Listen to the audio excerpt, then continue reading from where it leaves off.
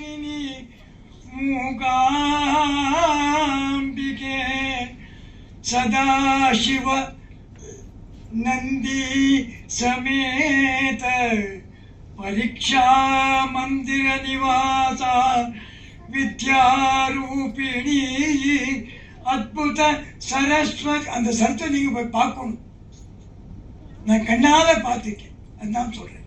அதனால அந்த கம்பல் परीक्षा मंदिर निवास विद्यारूपिणी अद्भुत सरस्वती सामवेद सहिते